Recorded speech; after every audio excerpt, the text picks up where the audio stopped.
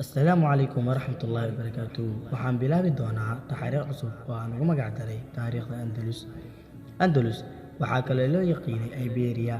Andalus waxay ku taalay Yurubta Galbeed, gaar ahaan dhulka loo yaqaano Spain iyo Portugal. Waqtigii Andalus ay ugu awoodda badnayd waa qarnigii 8aad ee miilaadiga, waqtigaa oo ay gaartay ilaa koonfurta Faransiiska. Dhulka Andalus waxaa loo yaqiinay dhulkii khilaafada Islaamka ee Umayyadeed qabsatay iyo dhulkii ismaamulada gadaal ka noqday ee ka go'ay dowladdii dhexe ee khilaafada Umayyadeed intii u dhaxaysay sanadihii 132 ilaa 913 Hijriya, kuna beegan 711 ilaa 1492 miilaadiya. Markii ay Andalus ku dhacday gacantii reer Yurub, Muslimiintana laga saaray. Haddaba intii ay jirtay Andalus, xuduudda Andalus isbeddelo badan ayay la kulantay. Mar way yaraanaysay, marna way weynaanaysay, taasoo loo tiirinayo dagaaladii dhex marayay Muslimiinta iyo gaalada oo guusha marba dhinac jirtay.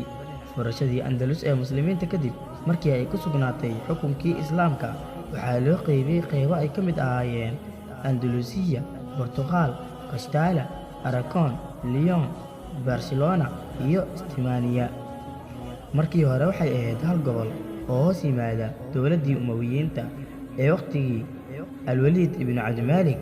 Haddaba markii ay dhacday dowladdii Umayyadeed ee dowladdii Cabbaasiyiintuna timid, Andalus waxaa la wareegay Cabdiraxmaan al-Dakhili oo ka mid ahaa dowladdii Umayyadeed kana soo cararay dowladdii Cabbaasiyiinta.